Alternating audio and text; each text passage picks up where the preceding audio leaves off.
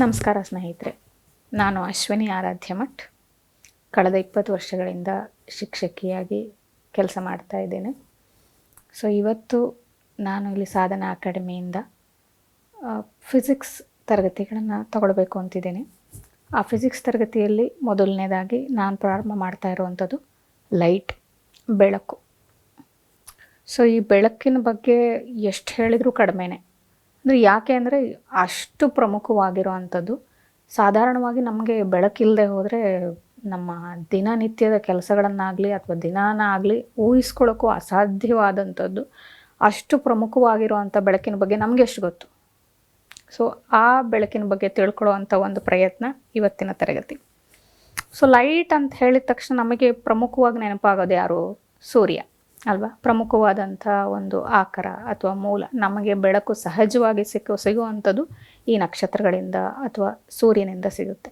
ಸೂರ್ಯ ಒಂದು ನೈಜ ಅಥವಾ ಪ್ರಮುಖವಾದಂಥ ಆಕಾರ. ಹಾಗಂತ ಬರೀ ಸೂರ್ಯನಿಂದ ಮಾತ್ರ ಸಿಗುತ್ತಾ? ನಮ್ಗೆ ಕತ್ಲಾದ್ಮೇಲೆ ಸೂರ್ಯ ಹೊರಟೋದ್ಮೇಲೆ ನಮಗೆ ಬೆಳಕು ಸಿಗೋದೇ ಇಲ್ವಾ? ಸೊ ಆ ಬೆಳಕಿಗೆ ನಾವು ಬೇರೆ ಬೇರೆ ಆಕಾರಗಳನ್ನೆಲ್ಲ ಹುಡುಕೊಂಡಿದ್ದೀವಲ್ಲ, ಆ ಎಲ್ಲ ಆಕಾರಗಳು, ಆ ಎಲ್ಲ ಮೂಲಗಳು ಏನಾಗಿರ್ತವೆ? Artificial sources of light. Source ಅಂತ ಹೇಳಿದ್ರೆ ಮೂಲ ಅಂತ ಹೇಳುವಂಥದ್ದು. ಯಾರು ನಮಗೆ ನೈಜವಾಗಿ ಬೆಳಕನ್ನು ಎಲ್ಲಿ ಸಿಗ್ತಾ ಇದೆ ಅದು ನೈಜ ಮೂಲ ಆಗಿರುತ್ತೆ. ನಾವೇ ಹುಡುಕೊಂಡಿರೋವಂಥ, ನಾವೇ ತಯಾರು ಮಾಡ್ಕೊಂಡಿರೋವಂಥ ಆರ್ಟಿಫಿಷಿಯಲ್ ಸೋರ್ಸಸ್ಗಳನ್ನು ನಾವು ಆರ್ಟಿಫಿಷಿಯಲ್ ಸೋರ್ಸಸ್ ಆಫ್ ಲೈಟ್ ಅಂತ ಕರಿತೀವಿ. ಈ ನಾವು ಉಪಯೋಗಿಸ್ತಾ ಇರುವಂಥ ಬಲ್ಬ್ ಆಗಿರ್ಬೋದು, ಕ್ಯಾಂಡ್ಲ್ಗಳಾಗಿರ್ಬೋದು, ಅವೆಲ್ಲವೂ ಏನಾಗಿರ್ತವೆ? ಒಂದು ಆರ್ಟಿಫಿಷಿಯಲ್ ಸೋರ್ಸಸ್ ಆಫ್ ಲೈಟ್ ಆಗಿರುತ್ತೆ. ಸೊ ಬೆಳಕು ವಸ್ತುಗಳು ಗೋಚರಿಸುವಂತೆ ಮಾಡೋದಕ್ಕೆ ತುಂಬ ಪ್ರಮುಖವಾಗಿ ಬೇಕು. ನಾವು ವಸ್ತುಗಳನ್ನು ನೋಡಲೇಬೇಕು ಅಂತಾದರೆ ನೀವೆಲ್ಲ ನಿಮ್ಮ ಕಣ್ಣನ್ನು ಒಂದು ನಿಮಿಷ ಕ್ಲೋಸ್ ಮಾಡ್ಕೊಂಡು ನೋಡಿ ಸ್ನೇಹಿತರೆ, ಕಾಣಿಸುತ್ತಾ ಏನಾದರೂ? ಯಾಕೆ ಕಾಣಿಸೋದಿಲ್ಲ? ಕಣ್ಣು ಚೆನ್ನಾಗಿದೆಯಲ್ಲ, ನಮ್ಮ ಕಣ್ಣೆಲ್ಲ ಚೆನ್ನಾಗೇ ಇದೆ, ಕಣ್ಣು ತುಂಬ ಚೆನ್ನಾಗಿ ಕೆಲಸ ಮಾಡ್ತಾ ಇದೆ. ಆದರೆ ನಮಗೆ ಎದುರಿಗಿರೋ ವಸ್ತು, ಎದುರಿಗಿರೋವಂಥ ಮನುಷ್ಯರು ಯಾಕೆ ಕಾಣಿಸ್ತಾ ಇಲ್ಲ? ಯಾಕೆ ಕಾಣಿಸ್ತಾ ಇಲ್ಲ ಅಂದರೆ ನಮಗೆ ಆ ಬೆಳಕು, ನಮ್ಮ ಕಣ್ಣಿಂದ ಬಿದ್ದಂಥ ಬೆಳಕು ಆ ವಸ್ತುಗಳನ್ನು ನೋಡೋದಕ್ಕೆ ಸಹಾಯ ಆಗ್ತಾ ಇಲ್ಲ. ಯಾಕೆ ಅಂತ ಹೇಳಿದ್ರೆ ನಾವು ಕಣ್ಣನ್ನು ಮುಚ್ಚಿದಾಗ ಅದರ ಪ್ರತಿಬಿಂಬ, ಎದುರುಗಡೆ ಇರುವಂಥ ಯಾವುದೇ ವಸ್ತುವಿನ ಪ್ರತಿಬಿಂಬ ನಮಗೆ ಕಾಣಿಸ್ತಾ ಇಲ್ಲ. ನಮ್ಮ ಕಣ್ಣು ಒಂದು ಅದ್ಭುತವಾದಂಥ ಕ್ಯಾಮ್ರಾ ಸ್ನೇಹಿತರೆ. ಅಷ್ಟು ಚೆನ್ನಾಗಿ ಕ್ಯಾಪ್ಚರನ್ನು ಮಾಡಿ ನಮಗೆ ವಸ್ತುಗಳನ್ನು ತೋರಿಸ್ತಾ ಇರುತ್ತೆ. ಆ ವಸ್ತುಗಳೆಲ್ಲವೂ ಚೆನ್ನಾಗಿ ಕಾಣಿಸ್ಬೇಕು ಅಂತ ಆದರೆ ಬೆಳಕು ಸಹಜವಾಗಿ ಬೇಕೇ ಬೇಕು. ಬೆಳಕಿನ ವಿನಃ ನಾವು ಯಾವುದೇ ವಸ್ತುಗಳನ್ನು ನೋಡೋದಕ್ಕೆ ಸಾಧ್ಯನೇ ಇಲ್ಲ. ಹಾಗಾದರೆ ಈ ಬೆಳಕಿನ ಬಗ್ಗೆ ನಾವು ಎಷ್ಟು ತಿಳ್ಕೊಂಡಿದ್ದೀವಿ? ನಮ್ಗೆ ಎಷ್ಟು ಗೊತ್ತಿದೆ? ಯಾವ್ಯಾವ ರೀತಿ ಇರುತ್ತೆ ಬೆಳಕು? ಬೆಳಕಿನ ಪ್ರಮುಖವಾದ ಲಕ್ಷಣಗಳೇನು? ಎಷ್ಟು ವೇಗವಾಗಿ ಹೋಗುತ್ತೆ? ಯಾಕೆ ನಮಗೆ ಬೆಳಕು ಬೇಕೇ ಬೇಕು? ಹಾಗಾದರೆ ಬೆಳಕು ಇಲ್ಲದೆ ಹೋದರೆ ನಾವೇನು ಮಾಡಬೇಕು ಅನ್ನೋದನ್ನೆಲ್ಲದನ್ನು ಇನ್ ಡೀಟೇಲಾಗಿ ನೋಡ್ತಾ ಹೋಗೋಣ. ಈ ಬೆಳಕಿನ ವೇಗವನ್ನು ನಮಗೆ ರೂಮರ್ ಅನ್ನೋರು ತಿಳಿಸ್ಕೊಡ್ತಾರೆ. ಬೆಳಕಿನ ವೇಗ ಎಷ್ಟಿರುತ್ತೆ ಅಂತಂದರೆ 3 × 10⁸ ಮೀಟರ್ ಪರ್ ಸೆಕೆಂಡ್. ಅಂದರೆ 1 ಸೆಕೆಂಡ್ಗೆ ನೀವು ಹಿಂಗೆ ಕಣ್ಣು ಮುಚ್ಚಿ ಬಿಡೋ ಅಷ್ಟರಲ್ಲಿ ಎಷ್ಟು ವೇಗವಾಗಿ ಹೋಗಿರುತ್ತೆ? 3,00,000 ಕಿಲೋಮೀಟರ್, 3,00,000 ಕಿಲೋಮೀಟರ್ ವೇಗದಲ್ಲಿ ಹೋಗುತ್ತೆ. ನಮಗಿರೋಂಥ ಬಸ್ಸು, ಸೈಕಲ್ಗಳ ವೇಗ ಎಷ್ಟು ಹೇಳಿ? ನಮಗಿರೋ ಗೌರ್ಮೆಂಟ್ ಬಸ್ಸಿನ ವೇಗ ಎಷ್ಟು? ಒಂದು 60 ಕಿಲೋಮೀಟರ್ 1 ಗಂಟೆಗೆ ಅಲ್ವಾ? ಅಲ್ಲಿ ಬಸ್ ಹತ್ತಿದ ತಕ್ಷಣ ನಿಮಗೆ ಕಾಣುತ್ತೆ ಡ್ರೈವರ್ ಸೀಟಿನ ಪಕ್ಕ 60 ಕಿಲೋಮೀಟರ್ ಪರ್ ಅವರ್ ಅಂತ ಬರೆದಿರ್ತಾರಲ್ವ. ಏನು ಹಂಗಂದರೆ 1 ಗಂಟೆಗೆ ಆ ಬಸ್ಸು, ಆ ವಾಹನ ಏನು ಮಾಡುತ್ತೆ? 60 ಕಿಲೋಮೀಟರನ್ನು ಆಕ್ರಮಿಸ್ಕೊಳ್ಳುತ್ತೆ, ಹೋಗುತ್ತೆ ಅಂತ ನೋಡಿ. ಇದೇ ಥರ ಹಂಗಾರೆ ನಮ್ಮ ಬೆಳಕಿನ ವೇಗ ಎಷ್ಟಿರ್ಬೋದಲ್ವ? ಹೆಂಗೆ ಹೋಗ್ತಾ ಇದೆ ಬೆಳಕು? 1 ಸೆಕೆಂಡಿಗೆ 3,00,000 ಕಿಲೋಮೀಟರ್ ಅಷ್ಟು ದೂರ ಹೋಗುತ್ತೆ. ಎಷ್ಟು ವೇಗವಾಗಿದೆ ಅಲ್ಲ? ಸೊ ಈ ರೀತಿ ವೇಗವಾಗಿ ಹೋಗೋದು. ಹಾಗಾದರೆ ಸೂರ್ಯ ನಮಗೆ ಮೂಲ ನೈಜ ಆಕಾರ ಅಂತ ಹೇಳಿದೆ. ಆ ನೈಜ ಆಕಾರದಿಂದ ನಮಗೆ ಬೆಳಕು ಸಿಗ್ತಾ ಇದೆಯಲ್ಲ. ಪ್ರತಿ ದಿವಸ ಸೂರ್ಯ ಹುಟ್ಟಿದ ತಕ್ಷಣ ನಮಗೆ ಸೂರ್ಯನ ಬಿಸಿಲು, ಬೆಳಕು ಬರುತ್ತಲ್ಲ. ಹಾಗಾದ್ರೆ ಅದು ಭೂಮಿಯನ್ನು ತಲುಪೋದಕ್ಕೆ ಎಷ್ಟು ಸಮಯ ಬೇಕು? ಸರಿಸುಮಾರು 8.4 ಸೆಕೆಂಡ್ಗಳು, 8 ನಿಮಿಷ 4 ಸೆಕೆಂಡ್ಗಳು ಬೇಕು. ಸೂರ್ಯನಿಂದ ಹೊರಟಿರುವಂಥ ಬೆಳಕು ನಮ್ಮ ಭೂಮಿಯನ್ನು ತಲುಪೋದಕ್ಕೆ 8 ನಿಮಿಷ 4 ಸೆಕೆಂಡ್ಗಳು ಬೇಕು. ಇಷ್ಟು ವೇಗವಾಗಿ ಹೋದರೂ ಕೂಡ. ಹಾಗಾದರೆ ಎಷ್ಟು ದೂರದಲ್ಲಿರ್ಬೋದು ಸೂರ್ಯ ನಮಗಿಂತ ಅಲ್ವಾ? ಸೊ ಸೂರ್ಯನ ಬೆಳಕು ನಮಗೆ ತಲುಪೋದಕ್ಕೆ 8 ನಿಮಿಷ 4 ಸೆಕೆಂಡ್ಗಳು ಬೇಕು. ಸೊ ಈ ಲೆಕ್ಕಕ್ಕೆ ನಾವು ನೋಡೋದಾದರೆ ಉಳಿದ ಎಲ್ಲ ದ್ರವ್ಯಗಳಿಗಿಂತನೂ ಅತೀ ವೇಗವಾಗಿ ತಲುಪುವಂಥದ್ದು, ಅತೀ ವೇಗದ ಕ್ರಮಿಸುವಂಥದ್ದು ಯಾವುದು ಅಂತ ಹೇಳಿದ್ರೆ ಬೆಳಕು. ಅದರಷ್ಟು ವೇಗವಾಗಿ ಬೇರೆ ಯಾವ ದ್ರವ್ಯನೂ ಕೂಡ ನೀವು ಕಂಪ್ಯಾರಿಸನ್ನೇ ಮಾಡೋಕ್ಕೆ ಸಾಧ್ಯ ಇಲ್ಲ. ಅಷ್ಟು ವೇಗವಾಗಿ ನಿಮಗಿರೋವಂಥ ಮೆಟ್ರೋ ಟ್ರೈನ್ಸ್ಗಳಾಗಿರ್ಬೋದು, ಬುಲೆಟ್ ಟ್ರೈನ್ಸ್ಗಳಾಗಿರ್ಬೋದು, ಜಪಾನಿನ ಬುಲೆಟ್ ಟ್ರೈನ್ಗಳು ಕೂಡ ಎಷ್ಟು ವೇಗವಾಗಿ ಹೋಗ್ತವೆ, 500 ಕಿಲೋಮೀಟ್ರ್ 1 ಅವರಿಗೆ ಅಷ್ಟೇ. ಆದರೆ ನಮ್ಮ ಲೈಟ್ ಎಷ್ಟು ವೇಗವಾಗಿ ಹೋಗ್ತಾ ಇದೆ, 3 ಲಕ್ಷ ಕಿಲೋಮೀಟ್ರ್ ಹೋಗುತ್ತೆ 1 ಸೆಕೆಂಡಿಗೆ. ಸೊ ಹಾಗಾದರೆ ಬೆಳಕು ಹೇಗೆ ಚಲಿಸುತ್ತೆ? ಬೆಳಕು ನಮಗೆ ಯಾವಾಗಲೂ ಸರಳ ರೇಖೆಯಲ್ಲಿ, ರೆಕ್ಟಿಲೀನಿಯರ್ ಪ್ರಾಪರ್ಟಿ ಅಂತ ಕರಿತೀವಿ ಅದನ್ನು. ಸರಳ ರೇಖೆಯಲ್ಲಿ ಬೆಳಕು ಯಾವಾಗಲೂ ಸರಳ ರೇಖೆಯಲ್ಲೇ ಚಲಿಸ್ತಾ ಇರುತ್ತೆ. ಏನು ಹಂಗಂದರೆ ಸರಳ ರೇಖೆಯಲ್ಲೇ ಚಲಿಸ್ತಾ ಇರುತ್ತೆ ಅಂದರೆ ಸರಿಯಾಗಿ ಹೋಗೋದಿಲ್ವ ಹಂಗಾರೆ? ಅಂಕುಡೊಂಕಾಗಿ ಹೋಗೋದೇ ಇಲ್ವ ಹಂಗಾದರೆ? ಅಂಕುಡೊಂಕು ಅಂತ ಹೇಳೋದಾದರೆ ನಾವು ಯಾವಾಗಲೂ ನಿಮಗೆ ಒಂದು ಕ್ರಾಸ್ ಆಗಿದ್ದರೂ ಕೂಡ ಹೆಂಗಿರುತ್ತೆ, ಇಲ್ಲಿ ಸರಳ ರೇಖೆಯಲ್ಲೇ ಹೋಗ್ತಾ ಇರುತ್ತೆ, ಹೀಗೆ ಸರಳ ರೇಖೆಯಲ್ಲೇ ಹೋಗ್ತಾ ಇರುತ್ತೆ. ಯಾವಾಗಲೂ ಕೂಡ ಈ ಲೈಟ್ ಏನಾಗ್ತಾ ಇರುತ್ತೆ, ಸರಳ ರೇಖೆಯಲ್ಲೇ ಹೋಗ್ತಾ ಇರುತ್ತೆ. ಹಿಂಗೆ ಹೆಂಗೆ ಬೇಕೋ ಹಾಗೆ ವಕ್ರವಾಗಿ ಎಲ್ಲ ಚಲಿಸೋದೇ ಇಲ್ಲ ಬೆಳಕು. ಯಾಕೆ ಆ ರೀತಿ? ಹಂಗಾರೆ ಚಲಿಸಿದ್ರೆ ಏನಾಗುತ್ತೆ? ಹಂಗೆ ವಕ್ರವಾಗಿ ಚಲಿಸಿದ್ರೆ ಏನಾಗುತ್ತೆ?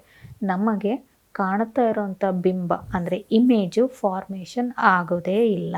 ಇಮೇಜ್ ನಿಮಗೆ ಎದುರುಗಡೆ ಇರೋದು. ಈಗ ನನ್ನನ್ನು ನೋಡ್ತಾ ಇದ್ದೀರಲ್ವ ನೀವು ನೋಡಬೇಕು ಅಂತ ಆದರೆ ಏನಾಗಿರಬೇಕು, ನೀವು ನೋಡ್ತಾ ಇರೋವಂಥ ಕಣ್ಣಿನಿಂದ ನೇರವಾಗಿ ನನ್ನ ಮೇಲೆ ಆ ಬೆಳಕು ಬಿದ್ದಿರಬೇಕು. ಸಹಜವಾಗಿ ನೇರವಾಗಿ ಬೀಳ್ತಾ ಇಲ್ಲ ಅಂತಾದರೆ ನಮಗೆ ಅದರ ಇಮೇಜು ಕಾಣಿಸೋದಕ್ಕೆ ಸಾಧ್ಯನೇ ಇಲ್ಲ. ಉದಾಹರಣೆಗೆ ತಗೊಳ್ಳಿ, ಈಗ ನಾನು ಕೂತಿರುವಂಥ ರೂಮಿನಿಂದ ನನಗೆ ಆಚೆ ಇರುವಂಥ ಗೋಡೆ ಅಡ್ಡ ಆಗಿದೆ. ಗೋಡೆಯಿಂದ ಆ ಕಡೆಗೆ ನಾನು ಏನು ನಡೀತಾ ಇದೆ ಅಥವಾ ಯಾರು ಕೂತಿದ್ದಾರೆ ಅನ್ನೋದನ್ನು ನಾನು ನೋಡೋಕ್ಕೆ ಸಾಧ್ಯ ಇಲ್ಲ. ಯಾಕೆ ಸಾಧ್ಯ ಇಲ್ಲ ಅಂತಾದರೆ ಇಲ್ಲಿಂದ ಹೊರಟಂಥ ಬೆಳಕೇನಾಗುತ್ತೆ, ನೇರವಾಗಿ ಹೋಗ್ತಾ ಇದೆ. ಹೋಗಿದ ತಕ್ಷಣ ಎಲ್ಲಿಗೆ ಬಂತು, ಗೋಡೆ ಮೇಲ್ಗಡೆ ಬಿತ್ತು. ಆ ಗೋಡೆ ಒಂದು ಅಪಾರದರ್ಶಕ ವಸ್ತು ಆಗಿರೋದ್ರಿಂದ ಆ ಕಡೆಗೆ ಅದು ಹೋಗೋಕ್ಕೆ ಸಾಧ್ಯ ಇಲ್ಲ. ಹಾಗಾಗಿ ನಮಗೇನು ಕಾಣಿಸ್ತಾ ಇಲ್ಲ, ಗೋಡೆ ಆಚೆಗಿನ ಯಾರಾದರೂ ಇದ್ದರೆ ಆ ವಸ್ತುಗಳಾಗಿರ್ಬೋದು, ವ್ಯಕ್ತಿಗಳಾಗಿರ್ಬೋದು ನಮಗೆ ಕಾಣಿಸ್ತಾ ಇಲ್ಲ. ಯಾಕೆ ಅಂತ ಹೇಳಿದ್ರೆ ಬೆಳಕು ಯಾವಾಗಲೂ ಹೇಗೆ ಹೋಗ್ತಾ ಇರುತ್ತೆ, ಸರಳ ರೇಖೆಯಲ್ಲೇ ಹೋಗ್ತಾ ಇರುತ್ತೆ. ಇದನ್ನು ನಾವು ಬೆಳಕಿನ ಸರಳ ರೇಖೆಯ ನಿಯಮ ಅಥವಾ ರೆಕ್ಟಿಲೀನಿಯರ್ ಪ್ರಾಪರ್ಟಿ ಅಂತ ಕರಿತೀವಿ. ಈ ಬೆಳಕು ನಿಮಗೆ ಹೇಗೆ ಹೋಗ್ತಾ ಇರುತ್ತೆ ಅಂತಂದರೆ ವೇವ್ ಪ್ಯಾಟರ್ನ್ ಆಗಿರ್ಬೋದು, ಒಂದು ವೇವ್ನ ರೀತಿಯಲ್ಲೂ ಕೂಡ ಹೋಗ್ತಾ ಇರುತ್ತೆ, ಮತ್ತು ಬೆಳಕಿನ ಕಣಗಳಾಗೂ ಕೂಡ ಹೋಗ್ತಾ ಇರುತ್ತೆ. ಎರಡೂ ಪ್ರಾಪರ್ಟಿಯನ್ನು ತೋರಿಸ್ಕೊಡುತ್ತೆ ಬೆಳಕು. ವೇವ್ ಆಗಿ ಕೂಡ ಹೋಗ್ತಾ ಇರುತ್ತೆ, ಮತ್ತು ಬೆಳಕಿನ ಕಣಗಳು ಅಂತಂದರೆ ಫೋಟಾನ್ಗಳಾಗೂ ಕೂಡ ಹೋಗ್ತಾ ಇರುತ್ತೆ. ಸೊ ಈ ಬೆಳಕು ನಮಗೆ ಎಷ್ಟು ಕಾಣಿಸ್ತಾ ಇರೋವಂಥ ಬೆಳಕು ಒಂದು ಬಿಳಿ ಬಣ್ಣದ ಬೆಳಕನ್ನು ನಾವು ನೋಡ್ತೀವಿ. ನಿಜವಾಗ್ಲೂ ಬಿಳಿ ಬಣ್ಣನೇ ಇದೆಯಾ ಅದು? ಈ ಆಗಿರೋವಂಥ ಬೆಳಕು, ನಮಗೆ ಕಾಣಿಸ್ತಾ ಇರೋವಂಥ ಬಿಳಿ ಬೆಳಕು ಏನಾಗಿದೆ, it is made up of 7 colours, 7 ಬಣ್ಣಗಳಿಂದ ಕೂಡಿದೆ. ಎಲ್ಲಿ ನೋಡಿದ್ದೀವಿ ನಾವು 7 ಬಣ್ಣನ? ಸಹಜವಾಗಿ ನಮ್ಗೆ ನೆನಪಾಗೋದು ಯಾವುದು? ಕಾಮನ ಬಿಲ್ಲು ಅಲ್ಲ? ಆ ಕಾಮನ ಬಿಲ್ಲಿನಲ್ಲಿ ಕಾಣುತ್ತಾ 7 ಬಣ್ಣಗಳು? ಇಲ್ಲ ಸ್ನೇಹಿತರೆ, 7 ಬಣ್ಣಗಳು ಕೂಡ ಕಾಣಿಸೋದಿಲ್ಲ ನಮಗೆ. ಒಂದು ಎಲ್ಲ ಮಿಕ್ಸ್ ಆಗಿಬಿಟ್ಟು ಎಲ್ಲ ಮರ್ಜಾಗಿ ನಮ್ಗೆ ಎಷ್ಟು ಬಣ್ಣಗಳು ಕಾಣಿಸುತ್ತೆ? ಒಂದು 3 ರಿಂದ 4 ಪ್ರಾಮಿನೆಂಟ್ ಕಲರ್ಗಳು ಮಾತ್ರ ಕಾಣಿಸುತ್ತೆ. ಅದ್ರ ಬಗ್ಗೆ ಆಮೇಲೆ ಮಾತಾಡೋಣ ನಾವು. ಅಂದರೆ ಯಾಕೆ ಹಾಗೆ ಅಷ್ಟೇ ಬಣ್ಣಗಳು ಕಾಣುತ್ತೆ? ನಾವು ಹೇಳುವಾಗ ಸಹಜವಾಗಿ ಏನು ಹೇಳ್ತೀವಿ, 7 ಬಣ್ಣಗಳಿಂದ ಆಗಿದೆ ಅಂತ ಹೇಳ್ತೀವಿ. ಬೆಳಕು 7 ಕಾಣಿಸ್ತಾ ಇದೆಯಾ ನಿಮಗೆ? 7 ಬಣ್ಣಗಳು ನಾವು ನೋಡುವಾಗ ಸುತ್ತಮುತ್ತ ನಮಗೆಲ್ಲ ಕಾಣಿಸ್ತಾ ಇರುತ್ತೆ, 7 ಬಣ್ಣಗಳು ಕಾಣಿಸ್ತಾ ಇರುತ್ತೆ? ಇಲ್ಲ, 7 ಬಣ್ಣ ಕಾಣಿಸ್ತಾ ಇಲ್ಲ ನನಗೆ. ಬರೀ ಯಾವ ಬಣ್ಣ ಕಾಣಿಸ್ತಾ ಇದೆ? ಬರೀ ಬಿಳಿ ಬಣ್ಣ ಮಾತ್ರ ಕಾಣಿಸ್ತಾ ಇದೆ. ಹಾಗಾದರೆ ಹೇಗೆ ಹೇಳೋದು 7 ಬಣ್ಣಗಳಿಂದ ಆಗಿದೆ? ಯಾವ್ಯಾವುದದು 7 ಬಣ್ಣಗಳು? ಆ 7 ಬಣ್ಣಗಳು ನಿಮಗೆ ಕಾಣಿಸ್ತಾ ಇರೋದು ಸಹಜವಾಗಿ ನೆನಪಿಟ್ಕೊಳ್ಳೋಕ್ಕೆ ನಾವೇನು ಮಾಡ್ತೀವಿ, ಸಹಜವಾಗಿ ವಿಬ್ಗಯಾರ್ ಅಂತ ನೆನಪಿಟ್ಕೊಳ್ತೀವಿ. ಈ ವಿಬ್ಗಯಾರ್ ಬರೆಯುವಾಗ ಆರ್ಡ್ರ್ ನೆನಪಿಟ್ಕೊಳ್ಳಿ ಸ್ನೇಹಿತರೆ. ಸಹಜವಾಗಿ ಮಾಡುವಂಥ ತಪ್ಪೇನು ಅಂತ ಹೇಳಿದ್ರೆ ಇಲ್ಲಿ ಮೇಲ್ಗಡೆಯಿಂದ ಬರೆದು ಬಿಡ್ತೀವಿ, ಮೇಲ್ಗಡೆಯಿಂದ ನೆನಪಿಟ್ಕೊಳ್ತೀವಿ ವಿಬ್ಗಯಾರ್ ಅಂತ. ಆದರೆ ಇದು ತಪ್ಪು. ಎಲ್ಲಿಂದ ಬರಿಬೇಕು ನಾವು? ಇಲ್ಲಿ ಕೆಳಗಡೆಯಿಂದ ನೆನಪಿಟ್ಕೋಬೇಕು. ಆರ್ಡ್ರ್ ಇನ್ನೊಮ್ಮೆ ಹೇಳ್ತಿದ್ದೀನಿ, ನೆನಪಿಟ್ಕೊಳ್ಳಿ. ಕೆಳಗಡೆಯಿಂದ ನೆನಪಿಟ್ಕೊಳ್ಬೇಕು ಆರ್ಡ್ರನ್ನ. ವಿಬ್ಗಯಾರ್. ಏನಿದು ಆರ್ಡರ್ ಅಂದರೆ ಆ ಪರ್ಟಿಕ್ಯುಲರ್ ಬಣ್ಣನೇ ಕಾಣಿಸ್ಬೇಕು ಅಂತಾದರೆ ಅದೇ ವೇವಲೆಂತ್ ಅಂತಂದರೆ ತರಂಗಾಂತರ ಅಂತ. ಆ ಪ್ರತಿಯೊಂದು ಬಣ್ಣಕ್ಕೂ ಅದರದ್ದೇ ಆದಂಥ ವೇವಲೆಂತ್ ಇರುತ್ತೆ.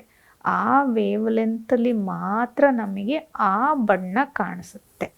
ಈ 7 ಬಣ್ಣಗಳಿಂದ ಆಗಿರೋವಂಥ ಲೈಟು ಏನಾದರೂ ಚದುರಿದ್ರೆ, ಡಿಸ್ಪರ್ಷನ್ ಆದರೆ ಆವಾಗ ನಮಗೇನು ಕಾಣಿಸುತ್ತೆ? ಈ 7 ಬಣ್ಣಗಳು ಕಾಣಿಸುತ್ತೆ. ಅದ್ರ ಬಗ್ಗೆ ನಾನು ಮತ್ತೊಂದು ತರಗತಿಯಲ್ಲಿ ಮಾತಾಡ್ತೀನಿ. ಅಂದರೆ ಈ ಪ್ರಾಪರ್ಟೀಸ್ ಆಫ್ ಲೈಟನ್ನು ಮಾಡ್ತಾ ಹೋಗುವಾಗ ಒಂದೊಂದಾಗಿ ಅದ್ರ ಬಗ್ಗೆ ಡಿಸ್ಕಷನನ್ನು ಮಾಡೋಣ. ಅಲ್ಲಿ ಇದ್ರ ಬಗ್ಗೆ ಇನ್ ಡೀಟೇಲ್ ಆಗಿ ನಾನು ಕಂಟಿನ್ಯೂಯೇಷನನ್ನು ಮಾಡ್ತೀನಿ. ಸೊ ಇಲ್ಲಿ ಈಗ ಬಣ್ಣಗಳ ಬಗ್ಗೆ ತಿಳ್ಕೊಂಡು ಮುಂದಕ್ಕೆ ಹೋಗೋಣ. ಸೊ ಇಲ್ಲಿ ವಿಬ್ಗಯಾರ್ ಅಂತ ನೆನಪಿಟ್ಕೊಳ್ಳೋದು. ಏನಿದು ವಿಬ್ಗಯಾರ್ ಅಂದರೆ ಈಸಿಯಾಗಿ ನೆನಪಿರಲಿ ಅನ್ನೋ ಕಾರಣಕ್ಕೆ ಒಂದು ವರ್ಡ್ ಅಷ್ಟೇ ಇದು. ಹೀಗೆ ನೆನಪಿಟ್ಕೊಳ್ಬೇಕು ಅಂತೇನಿಲ್ಲ, ಅದು ಸಹಜವಾಗಿ ಈಸಿಯಾಗಿ ಬೇಗ ನೆನಪಿರಲಿಯಪ್ಪ ಅಂತ. ವಿಬ್ಗಯಾರ್ ಏನಿದು? ವಿ ಅಂದರೆ ವೈಲೆಟ್ ಅಂತ ಆದರೆ ನೇರಳೆ ಬಣ್ಣ. ಇಂಡಿಗೋ ಅಂತ ಹೇಳಿದ್ರೆ ಬೂದು ಬಣ್ಣ ಅಥವಾ ಗ್ರೇ ಅಂತ ಏನು ಕರಿತೀವಲ್ಲ ಅದು. ಬ್ಲೂ, ಬಿ ಅಂದರೆ ಬ್ಲೂ ನೀಲಿ. ಜಿ ಅಂದರೆ ಗ್ರೀನ್ ಹಸಿರು. ವೈ ಅಂದರೆ ಯೆಲ್ಲೋ ಹಳದಿ. ಓ ಅಂದರೆ ಆರೆಂಜ್ ಕಿತ್ತಳೆ. ಆರ್ ಅಂತಂದರೆ ರೆಡ್ ಕೆಂಪು ಬಣ್ಣ ಅಂತ. ಈಸಿಯಾಗಿ ನೆನಪಿರಲಿ ಅನ್ನೋ ಕಾರಣಕ್ಕೆ ಇನ್ನೊಮ್ಮೆ ಹೇಳ್ತಿದ್ದೀನಿ ವರ್ಡನ್ನು. VIBGYOR violet, indigo, blue, green, yellow, orange, red. ಈಸಿಯಾಗಿ ನೆನಪಿಟ್ಕೊಳ್ಬೋದು ಅಂತ. ಹಾಗಾದರೆ ಈ ಬಣ್ಣಗಳು 7 ಬಣ್ಣ ಆಗಿದೆ ಅಂತ ಹೇಳಿದ್ವಲ್ಲ, ಯಾಕೆ ಕಾಣಿಸ್ತಿಲ್ಲ? ಬರೀ ಬಿಳಿ ಬಣ್ಣ ಮಾತ್ರ ಯಾಕೆ ಕಾಣಿಸ್ತಿದೆ ನಮ್ಗೆ? ಹಾಗಾದರೆ ಹೆಂಗೆ ನಂಬಲಿ ನಾನು? 7 ಬಣ್ಣ ಎಲ್ಲಿ ನನಗೆ ಕಾಣಿಸ್ತಾನೆ ಇಲ್ಲ, ನಾನು ಹೆಂಗೆ ನಂಬೋದು 7 ಬಣ್ಣ ಇದೆ ಇದರಲ್ಲಿ ಅಂತ ಹೇಳಿ? ಸೊ ಈ 7 ಬಣ್ಣ, ಒಂದು ಉದಾಹರಣೆ ನಾನು ಆಗಲೇ ಕೊಟ್ಟೆ ನಿಮಗೆ. ಕಾಮನ್ ಬಿಲ್ಲಿನಲ್ಲಿ ಕಾಣಿಸುತ್ತೆ ನಮಗೆ ಈ ಬೆಳಕು ಆದಾಗ ಅಂತ.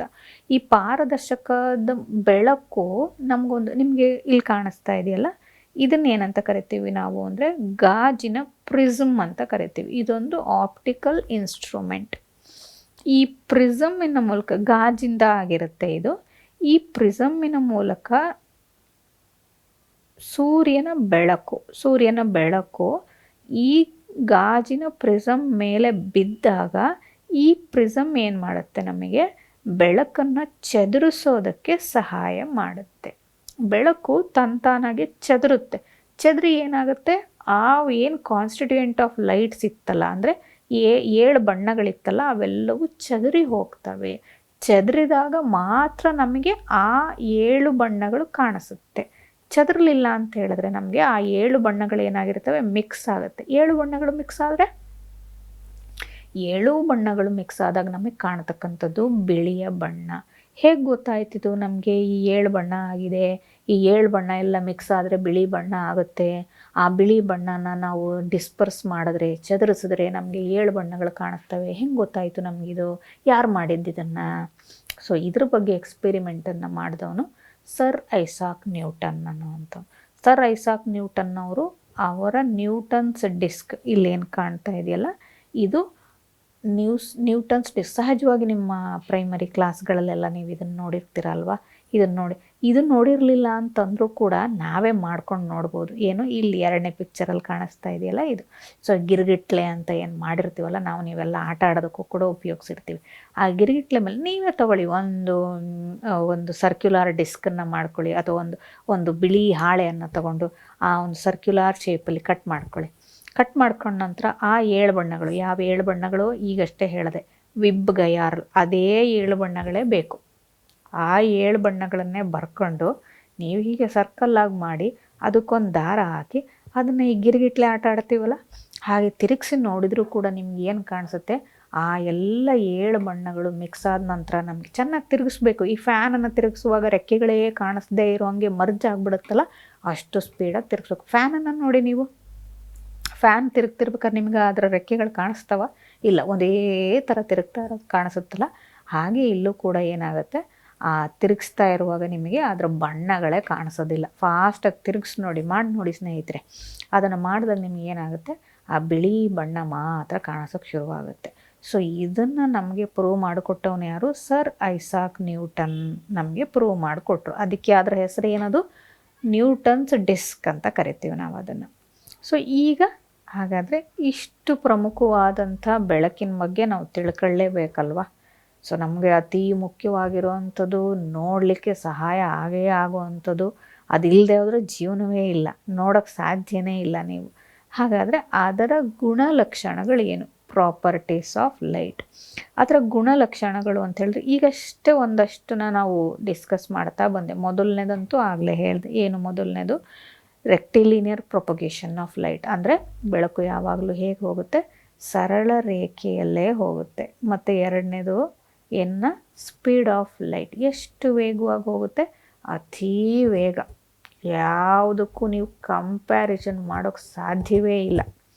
ಅಷ್ಟು ವೇಗವಾಗಿ 3,00,000 kilometre per second, 3 × 10⁸ metre per second, ಅಷ್ಟು ಸ್ಪೀಡಾಗಿ ಹೋಗ್ತಾ ಇರುತ್ತೆ ನಿಮಗೆ. ಮೂರನೇ ಪ್ರಾಪರ್ಟಿ, ಇದಿಷ್ಟೇ ಅಲ್ಲ, ನಾನು ಲಿಸ್ಟ್ ಮಾಡಿರೋಂಥ ಇದಿಷ್ಟೇ ಪ್ರಾಪರ್ಟೀಸ್ ಅಲ್ಲ, ಇನ್ನೂ ಅನೇಕವಾದ ಪ್ರಾಪರ್ಟಿಗಳನ್ನು ನಾವು ನೋಡ್ಬೋದು. ಅದರಲ್ಲಿ ನಾನು ತರಗತಿಯ ಡಿಸ್ಕಷನ್ಗೆ ಇದೊಂದಷ್ಟನ್ನು ನಾನು ಲಿಸ್ಟ್ ಮಾಡ್ಕೊಂಡಿದ್ದೀನಿ. ಸೊ ಮೂರನೇದು ರಿಫ್ಲೆಕ್ಷನ್, ಪ್ರತಿಫಲನ. ನೆಕ್ಸ್ಟು ರಿಫ್ರ್ಯಾಕ್ಷನ್, ವಕ್ರೀಭವನ. ಡಿಸ್ಪರ್ಷನ್, ವಿಭಜನೆ. ಸ್ಕ್ಯಾಟರಿಂಗ್, ಚದುರುವಿಕೆ. Duality as wave and particle. ಇದ್ರ ಬಗ್ಗೆ ನಾವು ಡಿಸ್ಕಷನ್ ಮಾಡಿದ್ವಿ. ಅಂದರೆ ಬೆಳಕು ವೇವ್ ರೀತಿಯಲ್ಲೂ ಕೂಡ ಹೋಗ್ತಾ ಇರುತ್ತೆ, ಮತ್ತು ಕಣಗಳಾಗೂ ಕೂಡ, ಫೋಟಾನ್ನ ಕಣಗಳ ರೀತಿಯಲ್ಲೂ ಕೂಡ ಚಲಿಸ್ತಾ ಇರುತ್ತೆ. ಸೊ ಅದೊಂದು. ಬೆಳಕಿನ ಅಲೆ ಮತ್ತು ಕಣದಂತೆ ಎರಡು ಅಲೆಯಾಗೂ ಹೋಗ್ತಾ ಇರುತ್ತೆ. ಅಲೆ ಅಂತ ಹೇಳಿದ್ರೆ ವೇವ್, ಅಲೆ ರೀತಿಯಲ್ಲೂ ಹೋಗ್ತಾ ಇರುತ್ತೆ, ಮತ್ತು ಕಣದಂಥ ರೀತಿಯಲ್ಲೂ ಕೂಡ ಹೋಗ್ತಾ ಇರುತ್ತೆ. ಇನ್ನೊಂದು ಮುಖ್ಯವಾದ ವಿಚಾರ ಅಂದರೆ, ನಾವು ಸೂರ್ಯನಿಂದ ಹೇಳಿದೆ ನಾನು ಈಗಾಗಲೇ, ಸೂರ್ಯನಿಂದ ಬೆಳಕು ಇಲ್ಲಿಗೆ ಬರ್ಬೇಕಾದ್ರೆ 8 ನಿಮಿಷ 4 ಸೆಕೆಂಡ್ ತಗೊಳುತ್ತೆ ಅಂತ. ಅದಕ್ಕೆ ಯಾವುದೇ ಮಾಧ್ಯಮದ ಅವಶ್ಯಕತೆ ಇಲ್ಲ, ಯಾವ ಮಾಧ್ಯಮವೂ ಬೇಕಾಗಿಲ್ಲ ಅದಕ್ಕೆ. ಸಾಲಿಡ್, ಲಿಕ್ವಿಡ್, ಗ್ಯಾಸ್, ಯಾವ ಮಾಧ್ಯಮದ ಅವಶ್ಯಕತೆಯೂ ಇಲ್ಲ. ಯಾವ ಮಾಧ್ಯಮ ಇಲ್ಲ ಅಂದರೂ ಕೂಡ ಬೆಳಕು ಎಲ್ಲಿ ಬೇಕಾದರೂ ಚಲಿಸುವಂಥ ಸಾಮರ್ಥ್ಯ ಬೆಳಕಿಗೆ ಇದೆ. ಸಹಜವಾಗಿ ಅದು ಹೋಗ್ತಾ ಇರುತ್ತೆ. ಯಾವುದೇ ಮಾಧ್ಯಮದ ಹಂಗಾರೆ ಬೇರೆದಕ್ಕೆ ಮಾಧ್ಯಮ ಬೇಕಾ? ಹೌದು ಸ್ನೇಹಿತರೆ. ಈಗ ನಾನು ಮಾತಾಡ್ತಾ ಇರೋ ಅಂಥ ಸೌಂಡ್, ಧ್ವನಿ ಏನಿದೆಯಲ್ಲ, ಅದು ನಿಮ್ಮ ಕಿವಿಯನ್ನು ತಲುಪಬೇಕು ಅಂತ ಆದರೆ, ಕೇಳಿಸ್ಕೊಳ್ತಿದ್ದೀರಾ ನೀವು ಅನ್ನೋದಾದರೆ, ಅದಕ್ಕೆ ಮಾಧ್ಯಮದ ಅವಶ್ಯಕತೆ ಇದೆ. ಮಾಧ್ಯಮನೇ ಇರಲಿಲ್ಲ ಅಂತಂದರೆ ಆ ಸೌಂಡನ್ನು, ನಾನು ಮಾತಾಡ್ತಾ ಇರೋವಂಥ ಸೌಂಡನ್ನು ನೀವು ಕೇಳಿಸ್ಕೊಳ್ಳೋದಕ್ಕೆ ಸಾಧ್ಯನೇ ಇಲ್ಲ. ಅದಕ್ಕೆ ಮಾಧ್ಯಮದ ಅವಶ್ಯಕತೆ ಇದೆ. Sound requires medium. ಶಬ್ದಕ್ಕೆ ಮಾಧ್ಯಮದ ಅವಶ್ಯಕತೆ ಇದೆ. ಆದರೆ ಬೆಳಕಿಗೆ ಮಾಧ್ಯಮದ ಅವಶ್ಯಕತೆ ಇಲ್ಲ. ಯಾವ ಮಾಧ್ಯಮ ಇಲ್ಲ ಅಂದರೂ ಕೂಡ ಬೆಳಕು ತಾನಾಗೆ ತನ್ನ ಸ್ಪೀಡಲ್ಲಿ ಯಾವಾಗಲೂ ಚಲಿಸ್ತಾ ಇರುತ್ತೆ.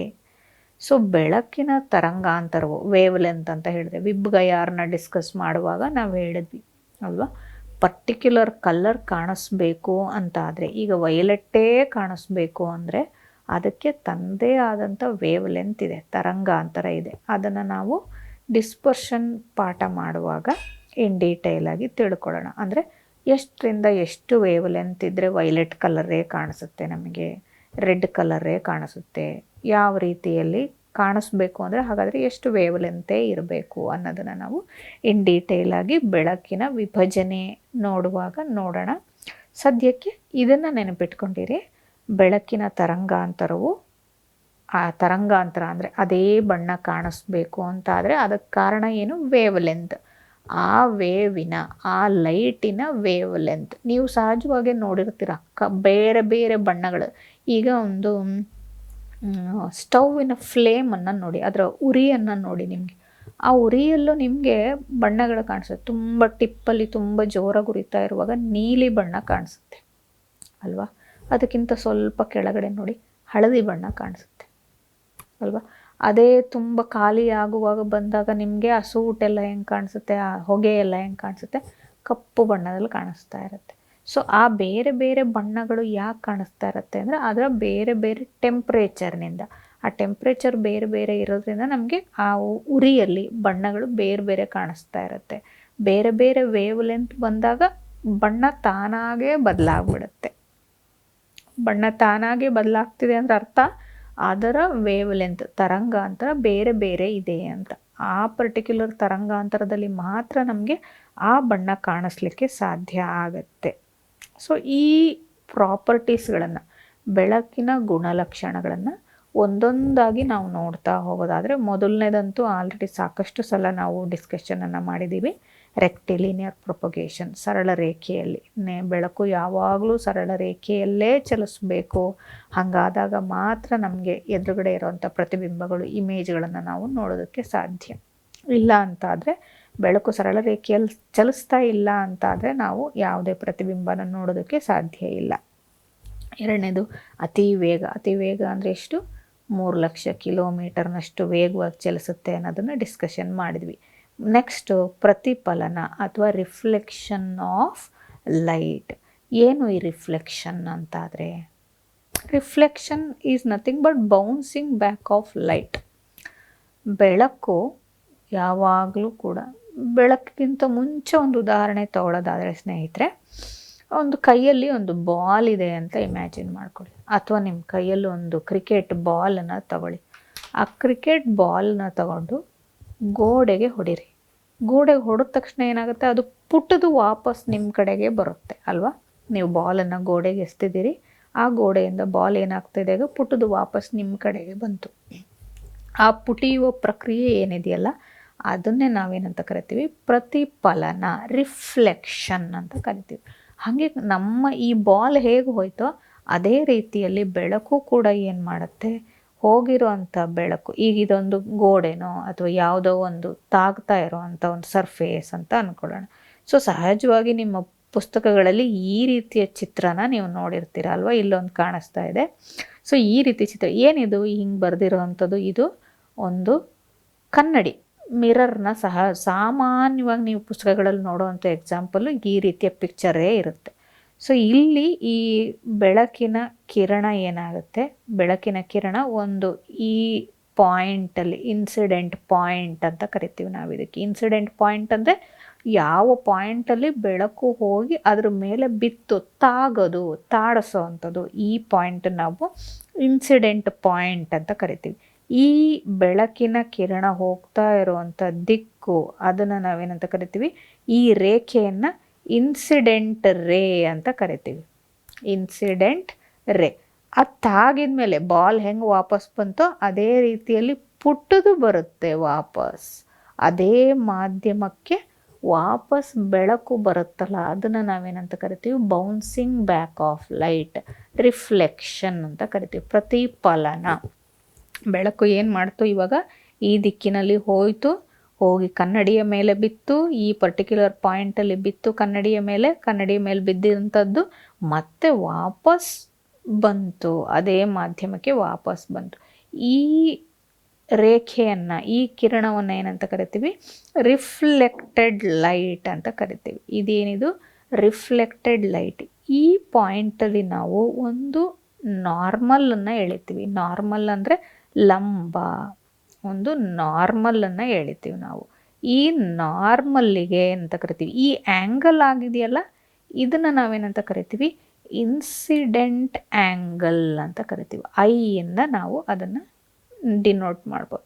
ಈ angle between normal and reflected light, ವಾಪಸ್ ಬಂದಿರೋಂಥ ಕಿರಣ ಮತ್ತು ಈ ಎಳೆದ ಲಂಬ, ಇವೆರಡರ ನಡುವಿನ ಕೋನವನ್ನು ನಾವೇನಂತ ಕರಿತೀವಿ? Reflection angle.